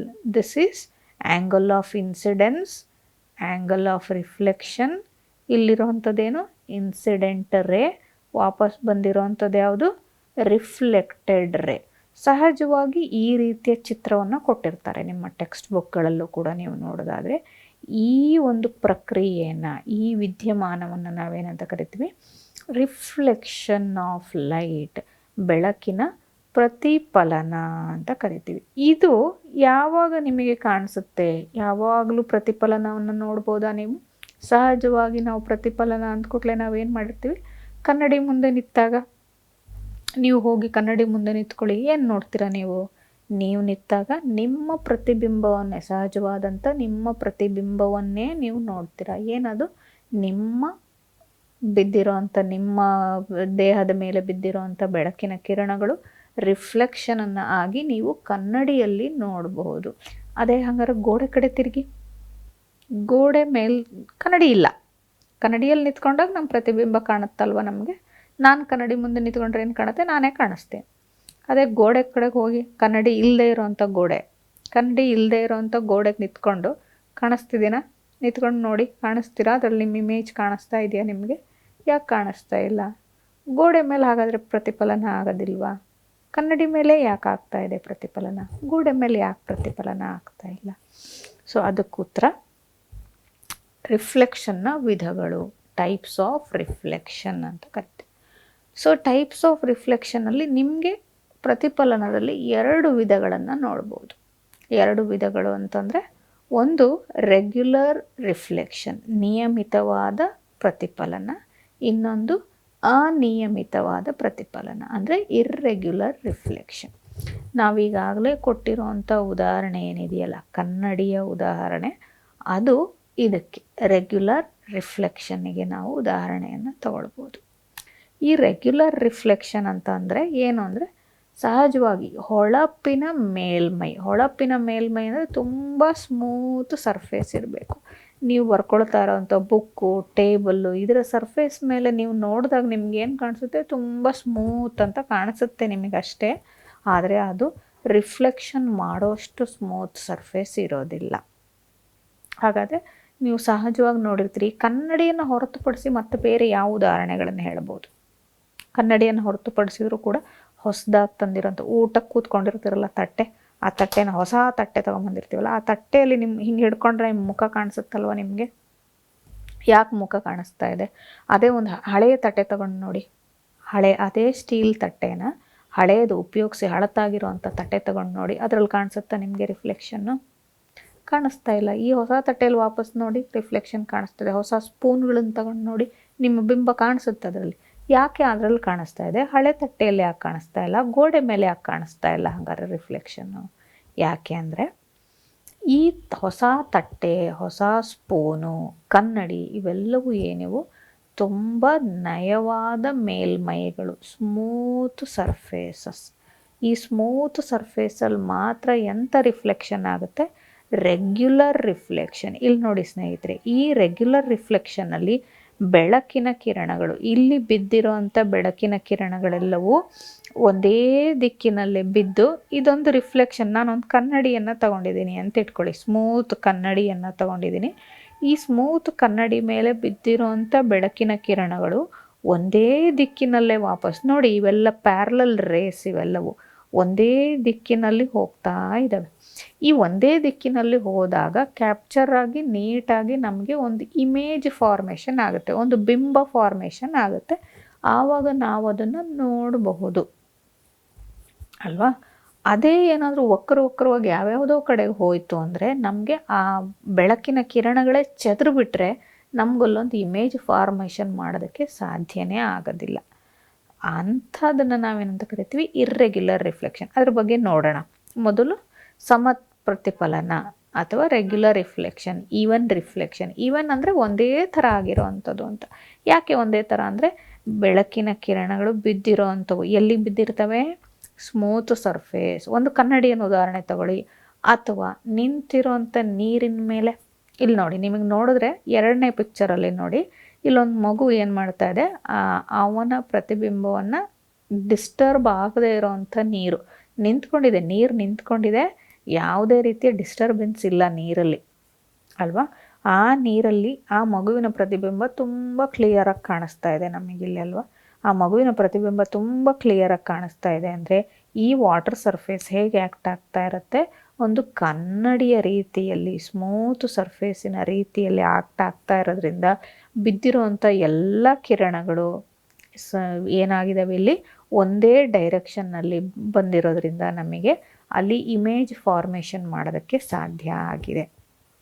ಅದರಿಂದ ರೆಗ್ಯುಲರ್ ರಿಫ್ಲೆಕ್ಷನ್ ಅಂತ ಕರಿತೀವಿ. ಇಮೇಜ್ ಫಾರ್ಮೇಷನ್ ಆಗಿದೆ ನಮಗಲ್ಲಿ. ಸೊ ಅದೇ ಇಲ್ಲಿ ನೋಡಿ, ಇನ್ನೊಂದು ಮಗು ಏನು ಮಾಡಿದೆ, ವಾಟ್ರನ್ನ ಡಿಸ್ಟರ್ಬ್ ಮಾಡಿಬಿಟ್ಟಿದೆ, ನೀರನ್ನ ಡಿಸ್ಟರ್ಬೆನ್ಸ್ ಮಾಡ್ತಾಯಿದೆ. ಕಾಣಿಸ್ತಾ ಇದೆಯಾ ಇಲ್ಲೇನಾದರೂ ಮಗುವಿನ ಇಮೇಜ್ ಕಾಣಿಸ್ತಾ ಇದೆಯಾ ನಮಗೆ? ಇಲ್ಲ. ಯಾಕೆ ಕಾಣಿಸ್ತಾ ಇಲ್ಲ ಅಂದರೆ ಆ ಸರ್ಫೇಸ್ ಏನಾಗ್ಬಿಟ್ಟಿದೆ, ಸ್ಮೂತ್ ಸರ್ಫೇಸ್ ಅಲ್ಲ, ತುಂಬ ಡಿಸ್ಟರ್ಬೆನ್ಸ್ ಇದ್ದಾವೆ ಅದರಲ್ಲಿ. ಆ ಡಿಸ್ಟರ್ಬೆನ್ಸ್ ಇದ್ದಾಗ ಅದೇ ನೀರು ಇಲ್ಲಿ ನೋಡಿ, ಈಗ ಇಲ್ಲಿ ಇರೋ ನೀರು ತುಂಬ ಸೆಟಲ್ ಆಗಿಬಿಟ್ಟಿದೆ. ಆ ಸರ್ಫೇಸ್ ಹೆಂಗೆ ಆ್ಯಕ್ಟ್ ಆಗ್ತಾಯಿದೆ, ಯಾವುದೇ ಡಿಸ್ಟರ್ಬೆನ್ಸ್ ಇಲ್ಲದೆ ಇರೋದಕ್ಕೆ ಒಂದು ಸರಳವಾಗಿರುವಂಥ ಒಂದು ಕನ್ನಡಿ ರೀತಿಯಲ್ಲಿ ಸ್ಮೂತ್ ಸರ್ಫೇಸ್ ಆಗಿ ಆ್ಯಕ್ಟ್ ಆಗ್ತಾಯಿದೆ. ಅದೇ ಇಲ್ಲಿ ಇನ್ನೊಂದು 3ನೇ ಚಿತ್ರದಲ್ಲಿ ಮಗು ಡಿಸ್ಟರ್ಬ್ ಮಾಡಿಬಿಟ್ಟಿದೆ ಅದನ್ನು. ಆ ಡಿಸ್ಟರ್ಬೆನ್ಸ್ ಆಗಿರೋದ್ರಿಂದ ಸ್ಮೂತ್ನೆಸ್ ಇಲ್ಲ, ಈಗ ಆ ಸರ್ಫೇಸಲ್ಲಿ ಈವನ್ನೆಸ್ ಇಲ್ಲ, ಸಮತಲವಾಗಿರುವಂಥ ಪ್ರತಿಫಲನ ಆಗ್ತಾ ಇಲ್ಲ ಅದರಲ್ಲಿ. ಸೊ ಇಲ್ಲಿ ನಮಗೆ ಇಮೇಜನ್ನು ಕಾಣೋದಕ್ಕೆ ಸಾಧ್ಯ ಇಲ್ಲ. ಸೊ ಈ ಥರದ ಪ್ರತಿಫಲನವನ್ನು ನಾವೇನಂತ ಕರಿತೀವಿ, ಅನಿಯಮಿತ ಪ್ರತಿಫಲನ ಅಥವಾ ಇರ್ರೆಗ್ಯುಲರ್ ಡಿಫ್ಯೂಷನ್ಸ್. ಯಾಕೆ ಅಂತ ಹೇಳಿದ್ರೆ ಡಿಫ್ಯೂಷನ್ ನಮ್ಗಲ್ಲಿ, ಡಿಫ್ಯೂಸ್ ಅಂದ್ರೆ ಅರ್ಥ ಏನು, ಬೆಳಕು ಚದುರಿಬಿಟ್ಟಿದೆ, ಹರಿದು ಹೋಗ್ಬಿಟ್ಟಿದೆ ಅಂತ.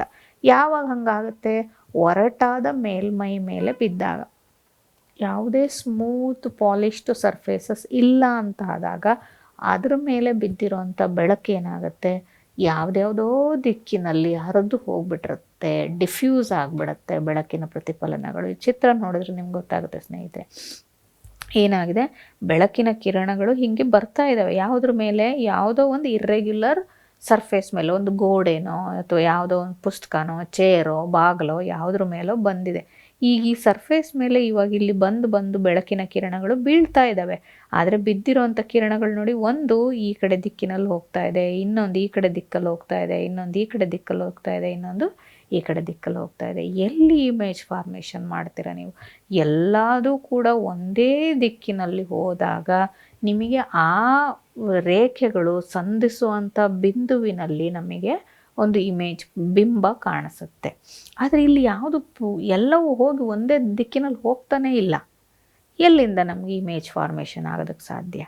ಸೊ ಆ ರೀತಿ ಆದಾಗ ನಮಗೇನಾಗುತ್ತೆ, ಪ್ರತಿಬಿಂಬ ಕೆಲವು ಸತಿ ಮೂಡಿದ್ರೂ, ಅಂದರೆ ಡಿಪೆಂಡ್ಸ್ ಆನ್ ದ ಸರ್ಫೇಸ್, ಆ ಸರ್ಫೇಸ್ ಎಷ್ಟು ಸ್ಮೂತಾಗಿದೆ ಅನ್ನೋದ್ರ ಮೇಲೆ ನಿರ್ಧಾರ ಆಗುತ್ತೆ.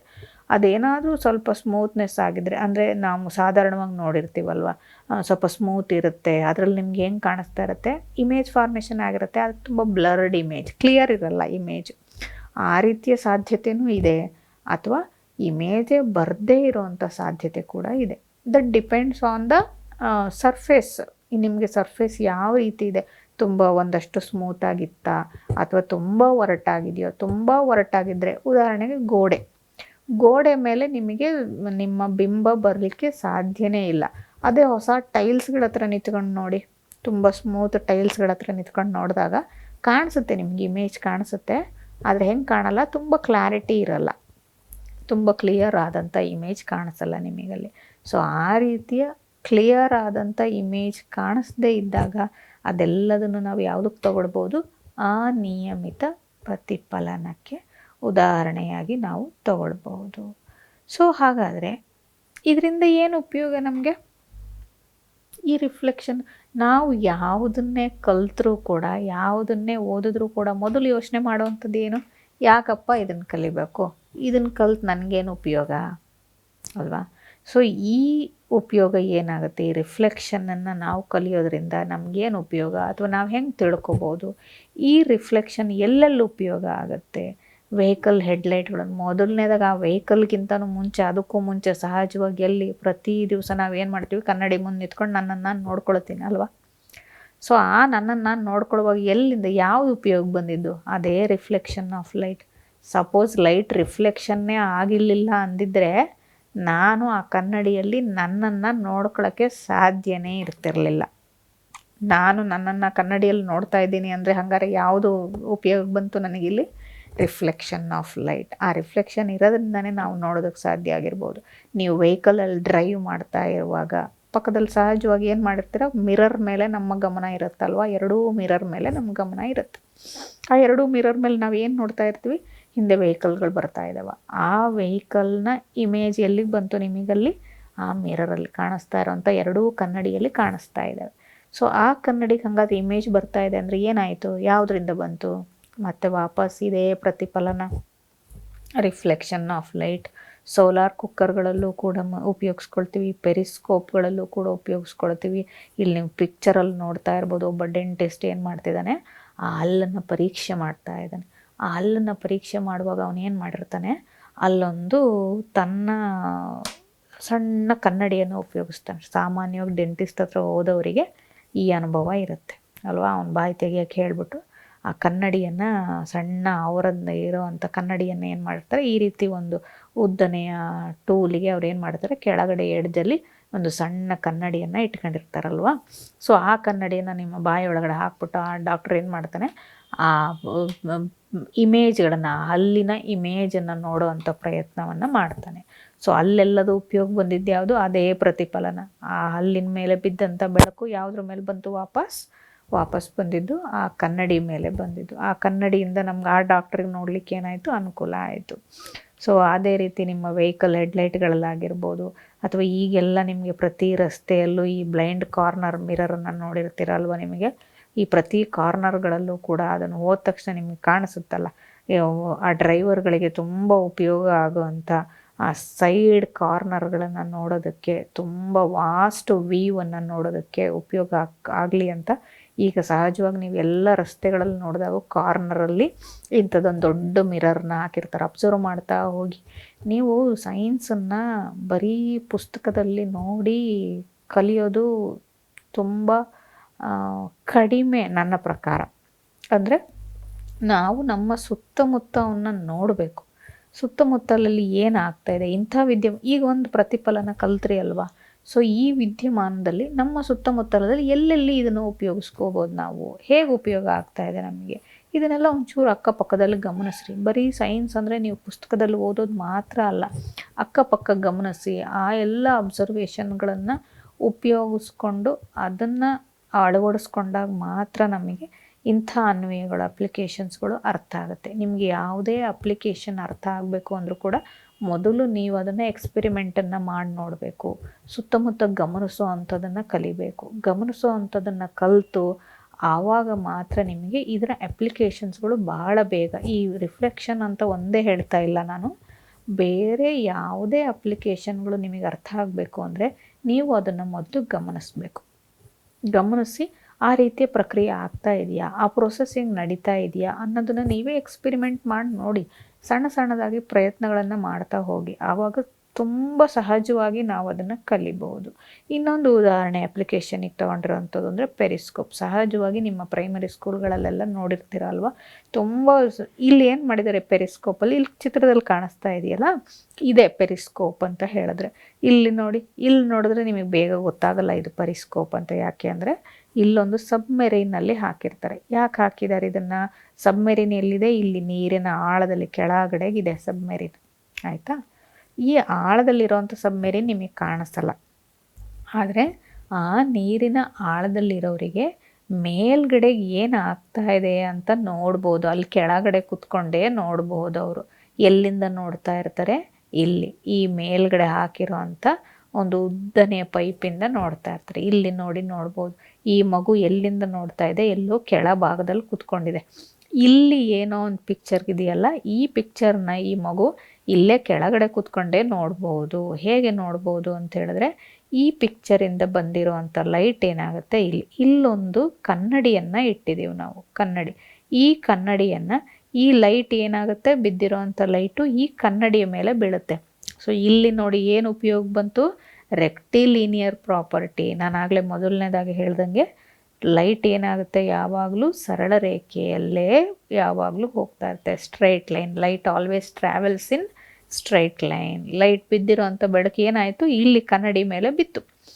ಈ ಕನ್ನಡಿಯಿಂದ ಮತ್ತೆ ಹೊರಟಂಥ ಬೆಳಕು ಏನಾಗುತ್ತೆ, ಇಲ್ಲಿ ಇನ್ನೊಂದು ಕನ್ನಡಿಯನ್ನು ಇಟ್ಕೊಂಡಿದ್ದೀವಿ. ಈ ಕನ್ನಡಿ ಮೇಲೆ ಮತ್ತೆ ವಾಪಸ್ ಹೇಗೆ ಬರ್ತಾ ಇದೆ ಲೈಟು? ಸರಳ ರೇಖೆಯಲ್ಲೇ ಬರ್ತಾ ಇದೆ. ಈ ಕನ್ನಡಿ ಮೇಲೆ ಬಿತ್ತು ನೋಡಿ. ಕನ್ನಡಿಗಳನ್ನು ಎಲ್ಲಿ ಇಟ್ಕೊಂಡಿದ್ದೀವಿ? ಇಲ್ಲಿ ಸ್ಟ್ರೈಟ್ ಲೈನಿಂದ ಬಿದ್ದಂಥ ಈ ಕಾರ್ನರಲ್ಲಿ ಒಂದು ಕನ್ನಡಿ ಇಟ್ಟಿದ್ದೀವಿ, ಮತ್ತು ಈ ಕಾರ್ನರಲ್ಲಿ ಒಂದು ಕನ್ನಡಿ ಇಟ್ಟಿದ್ದೀವಿ. ನಮಗೆ ಬಿದ್ದಂಥ ಲೈಟ್, ಈ ಮಗು ನೋಡ್ತಾ ಇರೋವಂಥ ಲೈಟು ಎಲ್ಲಿಂದ ಕಾಣಿಸ್ತಾ ಇದೆ? ಇಮೇಜ್ ಕಾಣಿಸ್ತಾ ಇರೋದು ಎಲ್ಲಿ? ಈ ಕನ್ನಡಿ ಮೇಲೆ ಬಿದ್ದಿರೋವಂಥದ್ದು. ಹೆಂಗೆ ಬಂತು ಇಮೇಜು? ಇಲ್ಲಿಂದ ಈ ಇಮೇಜ್ ಇಲ್ಲಿಂದ ಎಲ್ಲಿಗೆ ಬಂತು, ಈ ಕನ್ನಡಿ ಮೇಲೆ ಬಂತು, ಈ ಕನ್ನಡಿಯಿಂದ ಮತ್ತು ವಾಪಸ್ ರಿಫ್ಲೆಕ್ಷನ್ ಆಯಿತು, ಲೈಟು ಸ್ಟ್ರೈಟ್ ಲೈನಲ್ಲೇ ಬರ್ತಾ ಇದೆ, ಈ ಕನ್ನಡಿ ಮೇಲೆ ಬಿತ್ತು, ಈ ಕನ್ನಡಿ ಮೇಲೆ ಬಿದ್ದಿರೋಂಥ ಇಮೇಜನ್ನು ಏನು ಮಾಡ್ತಾ ಇದೆ ಈ ಮಗು ನೋಡ್ತಾ ಇದೆ. ಸೊ ಇಲ್ಲಿ 2 ಪ್ರಾಪರ್ಟಿಯನ್ನು ನೀವು ನೆನ್ಪಿಟ್ಕೊಳ್ಬೋದು. ಒಂದೇನು, light always travels in straight line, ಸರಳ ರೇಖೆಯಲ್ಲೇ ಯಾವಾಗಲೂ ಚಲಿಸುತ್ತೆ ಬೆಳಕು. ಮತ್ತು ಇನ್ನೊಂದು ರಿಫ್ಲೆಕ್ಟ್ ಆಗೋದ್ರಿಂದ ನಮಗೇನು ಕಾಣಿಸ್ತು, ಇಮೇಜ್ ಕಾಣಿಸೋದಕ್ಕೆ ಸಾಧ್ಯ ಆಯಿತು ಅಲ್ವಾ. ಇದನ್ನೇ ನಾವೇನಂತ ಕರಿತೀವಿ, ಸಬ್ಮೆರಿನ್ಗಳಲ್ಲಿ ಈ ಪೆರಿಸ್ಕೋಪನ್ನು ನಾವು ಸಹಜವಾಗಿ ಇದರ ಲೆಂತನ್ನು ಹೆಚ್ಚು ಕಡಿಮೆ ಎಷ್ಟು ಬೇಕಾದರೂ ಮಾಡ್ಕೊಳ್ಬೋದು. ನಿಮಗೆ ಎಷ್ಟು ಎತ್ತರದ ಅಥವಾ ಎಷ್ಟು ಕೆಳಗಿನ ವಸ್ತುಗಳು ಕಾಣಿಸ್ಬೇಕು ಹಾಗೆ ಇದರ ಎತ್ತರವನ್ನು ನಾವು ಹೆಚ್ಚು ಕಡಿಮೆ ಮಾಡ್ಕೊಳ್ಬೋದು. ಇಲ್ಲಿ ನೋಡಿ, ಇದನ್ನೇನು ಮಾಡಿರ್ತಾರೆ, ಅವ್ರಿಗೆ ಬೇಕಾದಾಗ ಇದನ್ನು ಕೆಳಗಡೆಗೂ ಮಾಡ್ಕೊಳ್ಬೋದು. ಮತ್ತು ಇನ್ನೂ ಎತ್ತರದ ವಸ್ತುಗಳನ್ನು ನೋಡಬೇಕು ಅಂದರೆ ಇದರ ಎತ್ತರವನ್ನು ಹೆಚ್ಚಿಸ್ತಾರೆ. ಈ ಪೆರಿಸ್ಕೋಪನ್ನು ಉಪಯೋಗಿಸ್ಕೊಂಡು ಸಬ್ಮೆರಿನ್ಸ್ಗಳಲ್ಲಿ ಅತಿ ಹೆಚ್ಚಾಗಿ ಇದನ್ನು ಉಪಯೋಗಿಸ್ಕೊಳ್ತಾರೆ. ಸೊ ಇಷ್ಟೊತ್ತು ತಿಳ್ಕೊಂಡಿರೋವಂಥ ಪ್ರತಿಫಲನ, ಈ ಪ್ರತಿಫಲನದ ಕೆಲವು ನಿಯಮಗಳಿದಾವೆ. ಲಾಸ್ ಆಫ್ ರಿಫ್ಲೆಕ್ಷನ್ ಅಂತ ಕರಿತೀವಿ. 2 ನಿಯಮಗಳನ್ನು ನಾವು ನೋಡ್ಬೋದು. ಮೊದಲನೇದಾಗಿರುವಂಥ law, incident ray, reflected ray, normal. ಏನು ಹೇಳಿದ್ದೆ, ಇನ್ಸಿಡೆಂಟ್ ರೇ ಅಂತ ಹೇಳಿದ್ರೆ ಚಿತ್ರ ನೆನಪಿರಬೇಕು. ಬೆಳಕು ಹೀಗೆ ಹೋಯಿತು, ಇಲ್ಲೊಂದು ಕನ್ನಡಿಯನ್ನು ತಗೊಂಡಿದ್ದೀನಿ, ಸ್ಮೂತ್ ಸರ್ಫೇಸನ್ನು ತಗೊಂಡಿರೋಂಥ ಕನ್ನಡಿ ಏನಾಗಿದೆ, ವಾಪಸ್ ಬೌನ್ಸ್ ಬ್ಯಾಕ್ ಆಗಿದೆ, ರಿಫ್ಲೆಕ್ಟ್ ಆಗಿದೆ. ಈ ಪ್ರೋಸೆಸ್ಸಿಗೆ ನಾವೇನಂತ ಕರಿತೀವಿ, ರಿಫ್ಲೆಕ್ಷನ್ ಆಫ್ ಲೈಟ್ ಅಂತ ಕರಿತೀವಲ್ವಾ. ನೆನಪಿದೆ ಅಲ್ಲ ಈ ಚಿತ್ರ. ಸೊ ಇಲ್ಲಿ ಏನಿದು, ಈ ಕಿರಣ ನಾವೇನಂತ ಕರಿತೀವಿ, ಘಟನಾ ಕಿರಣ ಅಥವಾ ಇನ್ಸಿಡೆಂಟ್ ರೇ ಅಂತ ಕರಿತೀವಿ ನಾವು ಇದನ್ನು. ಏನಂತ ಕರೆದ್ವಿ ನಾವು ಇದನ್ನು, ಇನ್ಸಿಡೆಂಟ್. ಯಾವುದು ಇನ್ಸಿಡೆಂಟು, ಈ ರೇಖೆ, ಒಂದು ಕಿರಣ, ಬೆಳಕಿನ ಕಿರಣ ಎಲ್ಲಿಗೆ ಹೋಗಬೇಕು, ಇಲ್ಲಿ ಸರ್ಫೇಸ್ ಮೇಲೆ ಒಂದು ತಗೊಂಡಿರೋಂಥ ಕನ್ನಡಿಯ ಮೇಲೆ ಯಾವ ರೇಖೆ ಹೋಗಿ ಬೀಳುತ್ತೋ ಆ ರೇಖೆಯನ್ನು ನಾವೇನಂತ ಕರಿತೀವಿ, ಘಟನಾ ಕಿರಣ ಅಥವಾ ಇನ್ಸಿಡೆಂಟ್ ರೇ ಅಂತ ಕರಿತೀವಿ. ಆ್ಯರೋ ಮಾರ್ಕು ಯಾವಾಗಲೂ ನೆನಪಿರಬೇಕು, ಅಂದರೆ ಯಾವ ದಿಕ್ಕಿನಲ್ಲಿ ಹೋಗ್ತಾ ಇದೆ ಅದು ಅನ್ನೋದನ್ನು ತೋರಿಸುತ್ತೆ. ಆಯಿತಾ. ಸೊ ಇಲ್ಲಿ ಹೋಗಿರುವಂಥ ರೇ ಏನಾಯಿತು, ಇಲ್ಲಿ ಒಂದು ಈ ಬಿಂದುವಿನಲ್ಲಿ ಬಂದು ಅದನ್ನು ಸ್ಪರ್ಶ ಮಾಡ್ತು. ಆಯಿತಾ. ಸ್ಪರ್ಶ ಮಾಡಿದ ನಂತರ ಏನಾಯಿತು, ಹೋಗಿ ಬಿದ್ದ ತಕ್ಷಣ ಏನಾಗುತ್ತೆ, ಅದು ಯಾವ ನಾವು ಯೂಸ್ ಮಾಡಿರೋಂಥದ್ದು ಸ್ಮೂತ್ ಸರ್ಫೇಸ್, ಒಂದು ಕನ್ನಡಿಯನ್ನು ಬಿದ್ದಿದ ತಕ್ಷಣ ಏನಾಗುತ್ತಪ್ಪ, ವಾಪಸ್ ರಿಫ್ಲೆಕ್ಟ್ ಆಯಿತು, ಬೌನ್ಸ್ ಬ್ಯಾಕ್ ಆಯಿತು. ನಾವು ಬಾಲನ್ನು ನೋಡಿದಾಗ ಹೆಂಗೆ ವಾಪಸ್ ಬರುತ್ತಲ್ಲ ಹಾಗೆ ಲೈಟು ಕೂಡ ಬಿದ್ದಿರೋ ಏನಾಗುತ್ತೆ, ತಕ್ಷಣ ವಾಪಸ್ ಬಂತು, ಪುಟದು ವಾಪಸ್ ಹಿಂದಕ್ಕೆ ಬಂತು. ಸೊ ಈ ಕಿರಣವನ್ನು ನಾವೇನಂತ ಕರಿತೀವಿ, ಪ್ರತಿಫಲಿತ. ಯಾಕಂದ್ರೆ ಪ್ರತಿಫಲನ ಆದಮೇಲೆ ವಾಪಸ್ ಬಂದಿದೆ ಅಲ್ವಾ ಅದು, ಅದಕ್ಕೆ ಅದನ್ನು ನಾವೇನಂತ ಕರಿತೀವಿ, ಪ್ರತಿಫಲಿತ ಕಿರಣ, ರಿಫ್ಲೆಕ್ಟೆಡ್ ರೇ ಅಂತ ಕರಿತೀವಿ ನಾವು ಅದನ್ನು.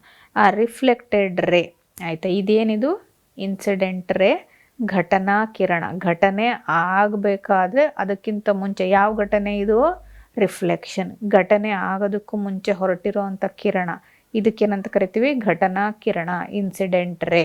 ಘಟನೆ ಆಯಿತು, ಯಾವ ಘಟನೆ ಆಯಿತು, ಈ ಬಿಂದುವಿನಲ್ಲಿ ಬೆಳಕು ಬಿದ್ದ ನಂತರ ರಿಫ್ಲೆಕ್ಷನ್, ಒಂದು ಘಟನೆ ಆಯಿತು. ಆ ಘಟನೆ ಆದ ನಂತರ ಹಿಂದಕ್ಕೆ ಬಂದಂಥ ಕಿರಣವನ್ನು ಪ್ರತಿಫಲಿತ ಕಿರಣ, ರಿಫ್ಲೆಕ್ಟೆಡ್ ರೇ ಅಂತ ಕರೆದ್ವಿ.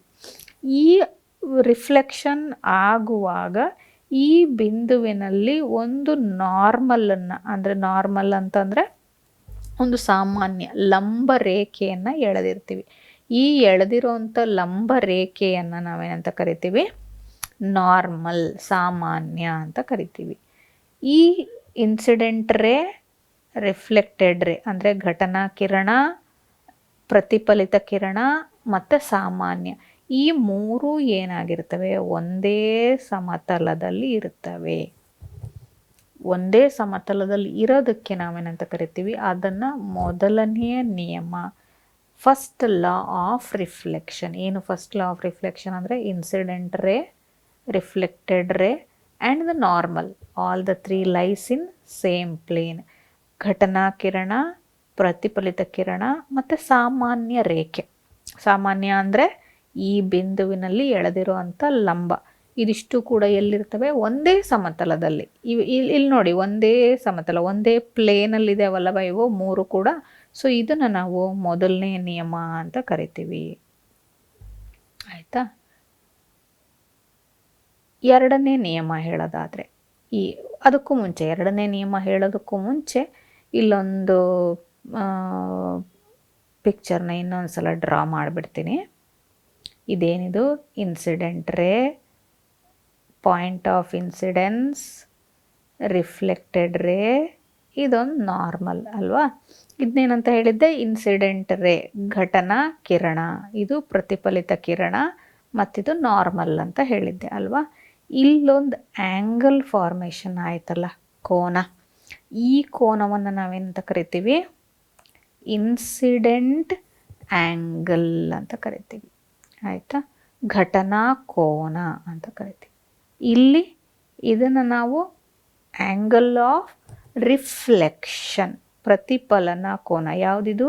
ಯಾವುದ್ರ ನಡುವೆ ಆಗಿರೋದು ಇನ್ಸಿಡೆಂಟ್ ಆ್ಯಂಗಲ್ ಅಂದರೆ? ಘಟನಾ ಕೋನ ಅಂದರೆ ಈ ಘಟನಾ ಕಿರಣ ಮತ್ತು ಸಾಮಾನ್ಯ ರೇಖೆ ಇವೆರಡರ ನಡುವೆ ಇರೋಂಥ ಕೋನವನ್ನು, ಆ್ಯಂಗಲ್ನ ಏನಂತ ಕರೆದ್ವಿ? ಇನ್ಸಿಡೆಂಟ್ ಆ್ಯಂಗಲ್ ಅಥವಾ ಘಟನಾ ಕೋನ. ಇಲ್ಲಿ ನೋಡಿ, ಇದನ್ನು ನಾನು ಯಾವುದರಿಂದ ತೋರಿಸ್ತಾ ಇದ್ದೀನಿ? ಸ್ಮಾಲ್ ಲೆಟರ್ ಐ ಇಂದ ತೋರಿಸ್ತಾ ಇದ್ದೀನಿ. ಈ ಸ್ಮಾಲ್ ಲೆಟರ್ ಐ ಅಂತ ಬರೆದಿದ್ದೀವಿ ಅಂದರೆ ಇದು ಏನಂತ ತೋರಿಸುತ್ತೆ? ಇನ್ಸಿಡೆಂಟ್ ಆ್ಯಂಗಲನ್ನು ತೋರಿಸುತ್ತೆ. ಆಯಿತಾ? ನೆನಪಿಟ್ಕೊಳ್ಳಿ. ಸೊ ಇಲ್ಲಿ ಮತ್ತೊಂದು ಕೋನನೂ ಏರ್ಪಟ್ಟಿದೆ. ಯಾವುದ್ರ ನಡುವೆ? ಸಾಮಾನ್ಯ ರೇಖೆ ಮತ್ತು ರಿಫ್ಲೆಕ್ಟೆಡ್ ರೇ ಅಂದರೆ ಪ್ರತಿಫಲನ ಕಿರಣ, ಇವೆರಡರ ನಡುವೆ ಒಂದು ರೇಖೆ ಏರ್ಪಟ್ಟಿದೆಯಲ್ಲ, ಈ ರೇಖೆಯನ್ನೇನಂತ ಕರಿತೀವಿ? ಕೋನ ಏರ್ಪಟ್ಟಿದೆಯಲ್ಲ, ಈ ಕೋನವನ್ನು ನಾವೇನಂತ ಕರಿತೀವಿ? ರಿಫ್ಲೆಕ್ಷನ್ ಆ್ಯಂಗಲ್, ಪ್ರತಿಫಲನ ಕೋನ ಅಂತ ಕರಿತೀವಿ. ಸೊ ಇದಿಷ್ಟು ನಾನು ಯಾಕೆ ಹೇಳಿದೆ ಅಂದರೆ, ಇದಿಷ್ಟು ನಮ್ಗೆ ಏನಕ್ಕೆ ಬೇಕು? ಎರಡನೆಯ ನಿಯಮವನ್ನು ತಿಳ್ಕೊಳ್ಳುವಾಗ ಬೇಕು. ಎರಡನೇ ನಿಯಮದಲ್ಲಿ ನಾನು ಏನು ಹೇಳಿದ್ದೆ ಈಗಷ್ಟೇ?